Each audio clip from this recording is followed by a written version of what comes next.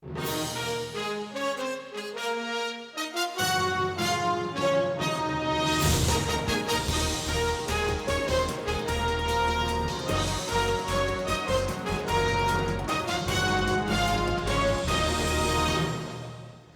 evening, CalU, and welcome to the first News Center of Spooky October. I'm Ryan Kaufman. And I'm Danny Beck. President Geraldine Jones will be inaugurated formally on October 14th, along with various other events across campus. Departments ranging from health science to childhood education will be giving presentations in the Heritage Lounge Rotunda inside the Natali Student Center, beginning on October 10th from 11 a.m. until 2:30 p.m. The presentations will continue through October 13th, leading up to the big day when Geraldine Jones will receive the title of President of the University. This past Wednesday, the annual student convocation was held inside the Natali Student Center. Discussed topics this year included the declining enrollment across both undergraduate and graduate members, academic success, and the Vulcan Garage. When it came to the Vulcan Garage, President Geraldine Jones expanded on the topic and even gave the names of the two firms that were hired to investigate and/or repair the damaged garage. The Office of Student Success was also a highlight of the meeting, as California University of Pennsylvania was ranked 16th out of 206 public master's universities for outcomes related to graduation. Another topic that President Geraldine Jones mentioned was the negotiations between ABSCUF and PASHE. Since Ryan Kaufman has been a correspondent here at CUTV, what does that mean for students if their teachers strike? So that's actually going to be coming up here in my next story, but what was discussed is you should still go to your classes. You shouldn't skip your classes because there's going to be a sign-up sheet there. Go for at least 10 or 15 minutes, and then if there's no sign-up sheet, actually create one, and then put your name on it so the university and the professors know when they come back that you were there. Mm-hmm. But October 5th entered the 66th week of our professors not having a contract. This totals out to 464 days. A number of rumors have begun to circulate concerning what will happen with classes and grades, just like Danny and I just talked about. So I emailed the office of the president here on campus to find out more information. Here's what university spokeswoman Christine Kendall told me.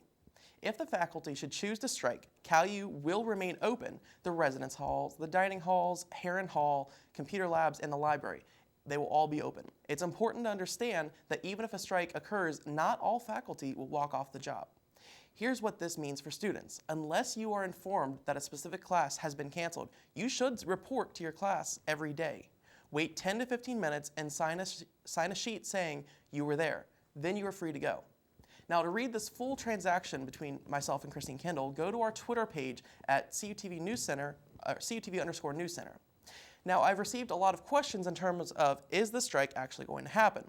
A lot of people on campus and around the state are hopeful that the strike will not occur and that the contract will be reached before the deadline of October 19th.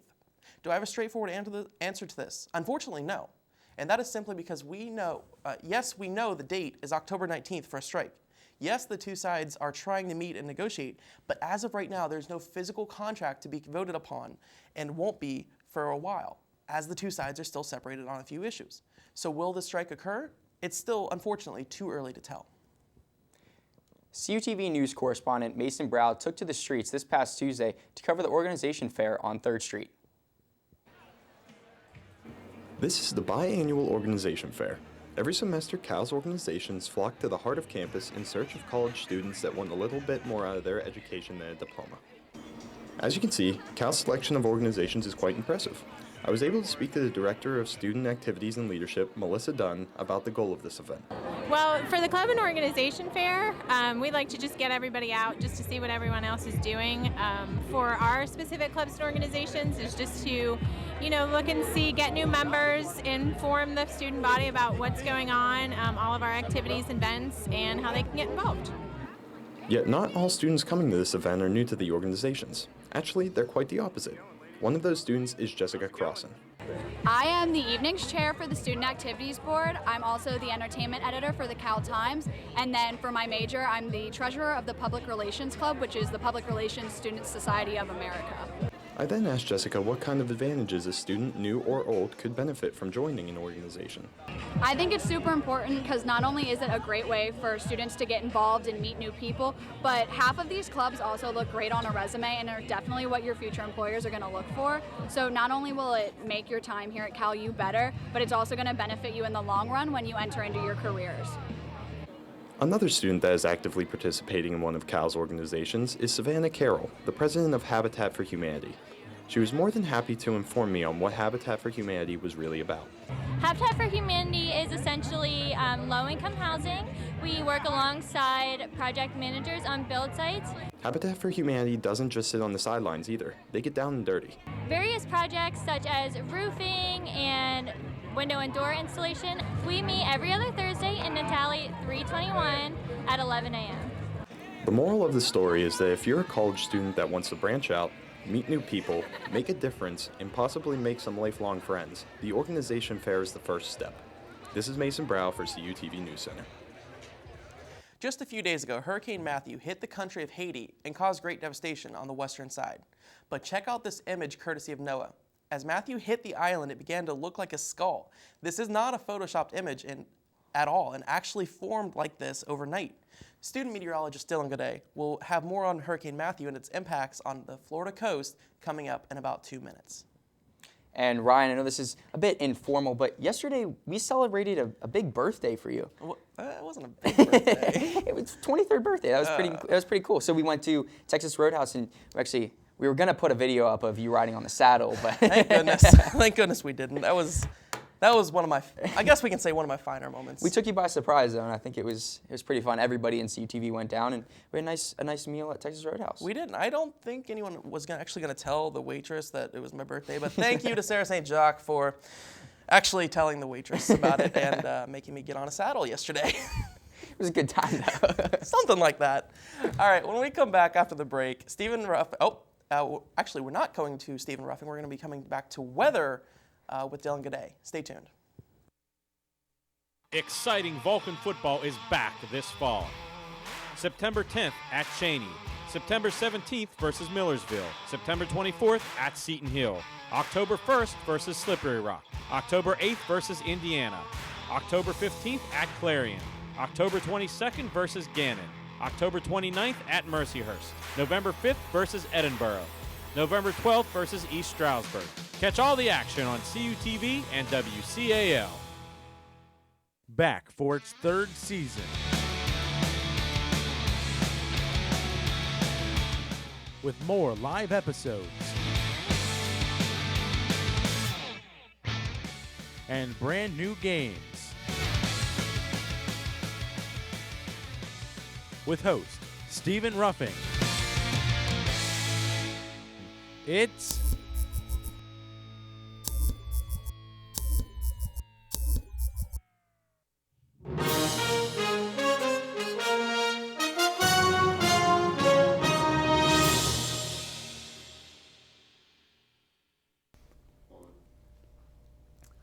Hello Cal U, student meteorologist Dylan Godet here from the Cal U Weather Center, and I'm going to be giving you a forecast for the coming days, and at the end of this forecast we are going to talk a little bit about Hurricane Matthew.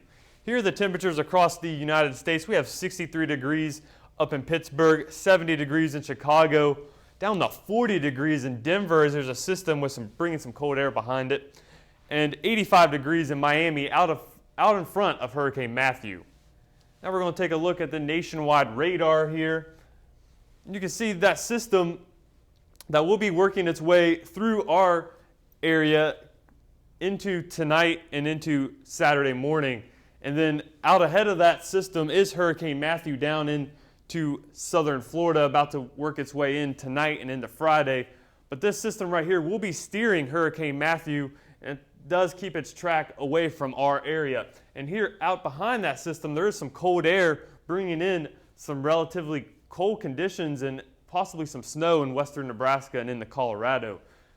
We look at the future radar here for the United States, and there you can see Hurricane Matthew working its way into the South Florida area. Put this in motion. Here's that system bringing some strong storms through the central part of the United States up into the Michigan area. And there we zoom in here on Hurricane Matthew. let it pixelate here real quick, but there you can see Hurricane Matthew working its way into South Florida by sometime late tonight and into Friday morning. Let's take a look now at our graphics courtesy of AccuWeather. As for California here, we have today relatively warm conditions ahead of that system. We have some warm air working its way through our area for all of DC, Pittsburgh, and the Buffalo area. Now on into Friday. Morning fog, especially in central Pennsylvania, but it should be a relatively nice day as we do have the showers and storms with that system in the Midwest. Also some showers associated with Hurricane Matthew down to our south and east. Here's a whole look at the United States for the weekend. Hurricane Matthew out in South Carolina and North Carolina Saturday into Sunday. That will be working its way off the coast. But that system, like I said, some cooler conditions for Sunday and Monday with some showers out ahead of that. But really our only chance of rain is really Friday night and into Saturday. Now let's look more into Hurricane Matthew. Here's its track courtesy of, I think this is AccuWeather's track here. And this has it as a Category 4 system. It is Category 4 as of 11 a.m. this morning. That should be making landfall at a Category 4, a pretty strong Category 4 at that. And it will be working its way up the coast of Florida into Georgia and South Carolina. It's a really dangerous situation for those people living in that area. Here are the impacts. We have extreme impacts for right along the coast of Florida, Georgia, and South Carolina, which includes Charleston, South Carolina, Melbourne, Florida, and it is just north of Miami. But here you can see flooding rain, damaging winds, coastal flooding, and life-threatening seas. That includes storm surge that will be affecting the whole southeast. Here are the worst impacts again. A timeline here for Thursday for Miami as the outer bands will be working its way into the Miami area. Thursday nights when the impacts start to creep further north, and as we go into Friday and Friday night, northern Florida and southeastern Georgia really will be facing the worst of Hurricane Matthew. And then Saturday night into Sunday, the hurricane will be working its way off the coast. So up north in North Carolina, they shouldn't be facing as worse conditions as it will be facing in Daytona Beach, Miami, Savannah, and especially Charleston, South Carolina, with some dangerous conditions. Here are those wind gusts, as I was talking about, gusts up to 100 to 140 miles per hour right along the coast as the track leads it right along the coast all the way up the Florida coastline. 80 to 100 a little further inland, and still 60 to 80, which those are hurricane force wind gusts, so that will be very dangerous, bringing down trees and power lines. And here's a look at the National Hurricane Center's 11 a.m. advisory here. 140 mile per hour winds, again, a Category 4 system here right now, and it has some room to strengthen as there are warmer waters between the Bahamas and the Florida coastline, so expect it to strengthen a little bit up from the current 140 miles per hour. It is moving at the northwest at 14 miles an hour, so a little bit faster than it was going last night, but still a relatively slow-moving system. And now we're going to take a look at our 7-day forecast back here in California. Again, 77 degrees today. Out ahead of that system, it will be relatively warm. 77 tomorrow. Friday, partly sunny. So again, nice weather the next 2 days. Saturday, we take a look a little more in depth here. 66 degrees with some showers, but those showers should remain in the morning and the early afternoon. But tonight, Saturday night, just in time for the blackout game up at Addison Stadium, be sure to check that one out. But it should be very good conditions for that game. Again, a big game between IUP and California.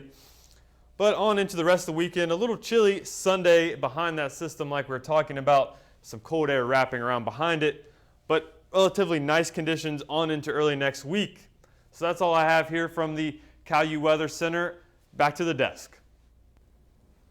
Yeah, guys, the hurricane has already produced a lot of damage so far. In Haiti, there's 108 deaths and more to come after this, as well as in Cuba, many deaths there. So this is a very dangerous storm, and and residents of Florida should really be taking this one seriously. I saw damage already done in Haiti, the widespread flooding. I know I saw a meteorologist was driving on a bridge and he showed the river basically that was turned into like an ocean, just widespread flooding all over the place. I know during that segment I was over here on Twitter and I was showing these guys a video. I don't know where it was.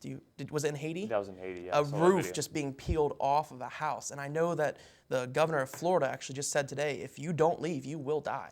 And that is a direction from the National Hurricane Center. He has been, and all the governors have been in direct conversation with the National Hurricane Center and trying to make residents of Florida and other states in South Carolina and Georgia know that this is a serious deal. And we saw too that this is the first time since the 1800s that this part of Florida, this part of the United States has been hit by a major hurricane like this.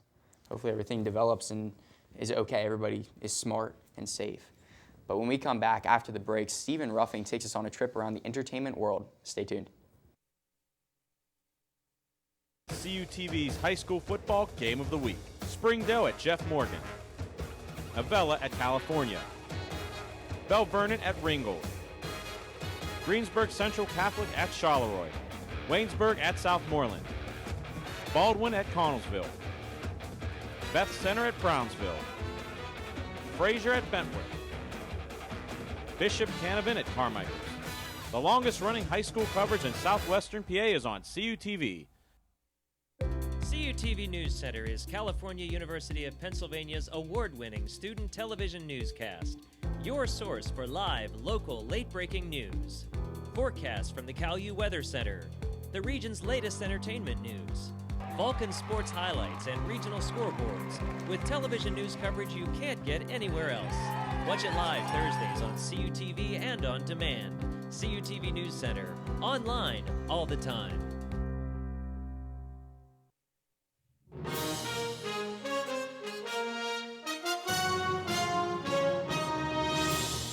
Welcome back to CUTV News Center. I'm Stephen Ruffing with your entertainment report. On Monday, October 3rd, Kim Kardashian West was robbed in the streets of Paris. Kim Kardashian, who is known for keeping up with the Kardashians and being married to Kanye West, was in Paris for its biannual Fashion Week. Kardashian was staying in a private residence when 5 armed men forced the concierge to open her private apartment. 2 men then went into her apartment, tied her up in the bathroom, and proceeded to steal over $10 million worth of jewelry. During the time of the incident, Kardashian's bodyguard was working at a nightclub as security for her sisters Kendall and Kourtney. The suspects have not yet been caught, and thankfully Kim Kardashian West was not physically harmed in the robbery. If you went to the Steve-O show last school year, then you'll remember his opening act, Chad Zumock. Zumock is a very clever and talented up-and-coming comedian and will be here at CalU on Friday, October 7th in the Vulcan Theater at 7 p.m. Don't miss a chance to laugh out loud at Funny Freaking Friday, sponsored by the Student Activities Board. Homecoming week is right around the corner, and it will be starting Monday, October 17th. All week, there will be the locations throughout Natali Student Center to take your CalU Carnival selfie. There will also be an office decorating contest, so make sure you put on your thinking caps and get to decorating. On Monday the 17th will be Bingo for Cash at 9 p.m. in the food court, located in the Natali Student Center. Students only will be eligible to win up to $1,000 in prizes. On Tuesday, October 18th, the homecoming court will be announced at 11:30 a.m. in the food court with special guest country music duo Shane and Emily. Wednesday the 19th will be a circus with 1 ring and 10 acts in the Convocation Center at 7 p.m. It is free and open to the public. Be sure to check out all of these great homecoming events. The Front Loading Committee and Student Affairs team up every other week to bring you Wine-Free Wednesdays. Yesterday, October 5th, 2016, was the 5K Glow Run on campus. To support the Wine-Free Wednesday, some 300 runners that were signed up received glow sticks and t-shirts. The runners enjoyed a night of running or walking through the campus of CalU at 9 p.m. last night. Student Affairs thanks everyone in attendance. Dwayne "The Rock" Johnson and Kevin Hart have plans on making a remake of the cult classic Jumanji. Cast photos have been released, And so far, from these photos, we learned that Jack Black, Karen Gillan, and Nick Jonas have been added to the list of cast members in the mission to remake Jumanji. Although we do not know the plot of the movie yet, we do know most of the cast and that Jay Kasdan will be directing it. Although there's no specific date that it will be releasing in theaters, we do know that it is set to hit the big screen in 2017. And to round out the entertainment for this week, we have The Huntsman, Winter's War in the Vulcan Theater. When Freya is betrayed by her sister, she retreats to a northern kingdom to start an army of huntsmen to take down the evil queen with the power to freeze her enemies with ice. Freya will do whatever it takes to stop the wicked reign of her evil sister. Show times are 11 a.m., 7 p.m., and 10 p.m. Monday through Friday, and 4, 7, and 10 p.m. on Saturday and Sundays. And guys, right now, or not right now, but today there's a concert in Convocation Center. The Jesse McCartney concert was a pretty big deal for us students here at Cal U, but sadly none of us are going to be in attendance, but I'm sure it's going to be a great time. Yeah, I love me some Beautiful Soul, so kind of missing out on this one. I honestly don't really know much about him. I mean, I know I used to listen back in the day. I see Dylan Goday over there. He said he's going to be in attendance, but we'll see. Yeah, one-hit wonder, so we'll see. All right, thanks, Steve. When we return, Anthony D'Agostino has your sports report. Stay tuned. Exciting Vulcan football is back this fall. September 10th at Cheney. September 17th versus Millersville. September 24th at Seton Hill. October 1st versus Slippery Rock. October 8th versus Indiana. October 15th at Clarion. October 22nd versus Gannon. October 29th at Mercyhurst. November 5th versus Edinburgh. November 12th versus East Stroudsburg. Catch all the action on CUTV and WCAL. Back for its third season. With more live episodes and brand new games. With host Stephen Ruffing. It's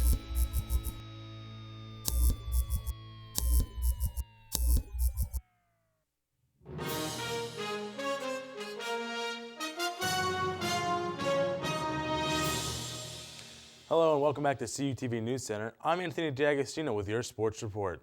The number 24 California Vulcans football team took on the number 9 team PSAC rival Slippery Rock this past Saturday. Let's go to Adamson Stadium for those highlights. And to start off the scoring here, California's own Gary Brown diving into the end zone there to get California on the board first to make it 7-0. And then back for California, Michael Kier trying to throw it deep down the field to Gary Brown. It's just going to be picked off there by Slippery Rock, and he's just going to try to make some moves here. He's not going to be able to get a touchdown. However, it was a pretty nice interception, though.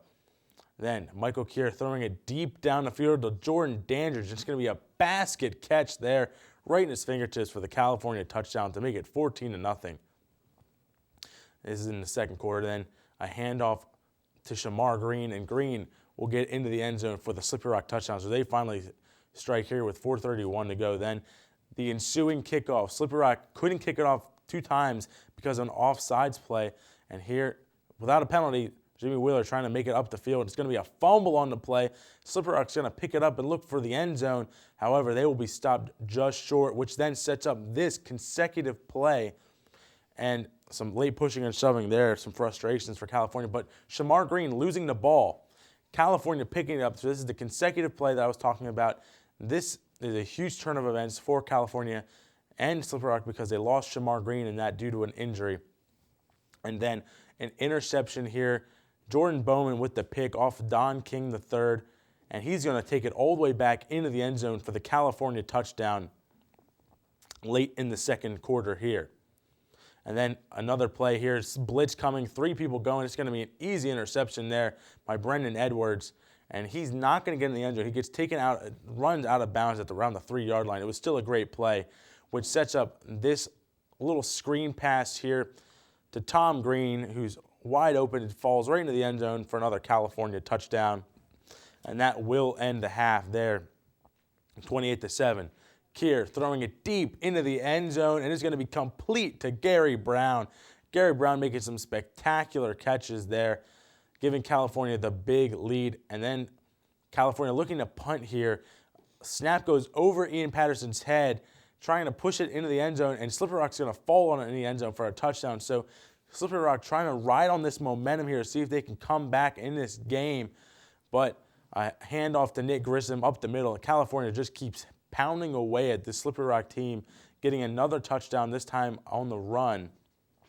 And then Slippery Rock trying to edge their way back in the early parts of the fourth quarter.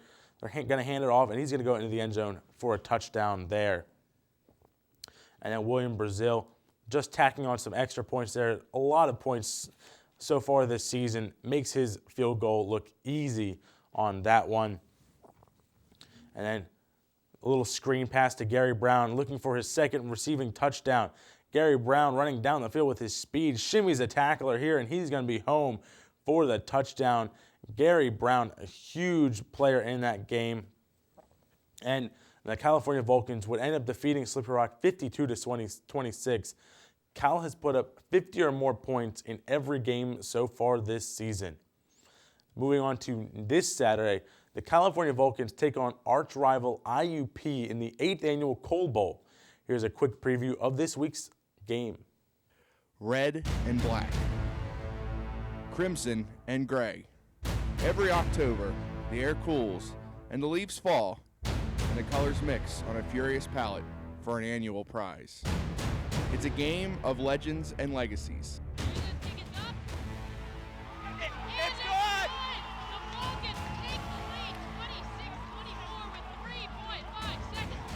History and hostility. And it's going to be an interception. Again, number 21, Terrell Holloway on the interception in the end zone. That's his third pick of the day. Dunn, Zignetti, Brown, Williams, Adamson, Miller Stadium. Forged by fire. Talons up. And this year's game may be the biggest of them all. Both are unbeaten. Number 6 versus number 15. First place in the PSAC West. It's not just any time, it's time for the Coal Bowl. This upcoming game is going to be a very big matchup. There will be a pregame tailgate provided free to the students by AVI. The tailgate is from 6 to 7 p.m. There will be fun games and the chance to win t-shirts, Pepsi products, free Chick-fil-A, and much more. The game is also a blackout night, and the football team is encouraging all their fans to wear their black to the game. The bookstore is also selling black Coal Bowl t-shirts for $5, and on those t-shirts, they are selling fast, so get them quickly. The game will kick off at 7 p.m. under the lights. If you can't make it to the game, it'll be live streamed online at calvulcans.com/watch and on the radio on WCL's online live stream. The upcoming home sports for the next week are as follows. On Tuesday, the 11th, women's soccer takes on Mercyhurst at 4:30 p.m. That game will be live streamed on CUTV's YouTube page. On the 12th, the men's soccer team takes on Mercyhurst at 6 o'clock in the evening. And the football team travels to Clarion on the 15th for yet another night game at 6 p.m. That game can be heard only on the radio on 91.9 WCAL and on WCL's online streaming. On Tuesday the 18th, the Caillou men's hockey team will play their homecoming hockey games at Ross Driver Ice Rink. Cal 2 plays PSU Altoona at 4:30 p.m. and Cal 1 plays Robert Morris at 8:30. Come out and support your Caillou ice hockey team. The home of the Pittsburgh Penguins will no longer be named Consol Energy Center. As of now, the arena will now be called the PPG Paints Arena for the next 20 years. Consol Energy will still be an arena sponsor, though, for the next 14 years. And now it's time for the Vulcan Hammer Award. For this week's Vulcan Hammer Award, I've selected Vulcan's football player Gary Brown. Gary Brown has been a beast on the field so far this season and passed the all-time leading career receiving yards record held by Kawan Scott last season with 2,690 yards receiving. He also passed the all-time leading career receiving touchdowns with 29 receiving touchdowns. Gary Brown also has led the special teams effort this season with 187 yards on kick returns and 58 yards on punt returns. And guys, talked about this big IUP game. 2 ranked teams playing at each other. Big night game. Thoughts on the game? I'm looking forward to it. Hopefully a lot of people come out. It's going to be an exciting game, hopefully great atmosphere, and I'm looking forward to it. Chick-fil-A tailgating. Big. Absolutely. All right, that'll do it for this week's edition of News Center. Be sure to check out our YouTube channel at CUTV Newscenter. Have a great week, everyone.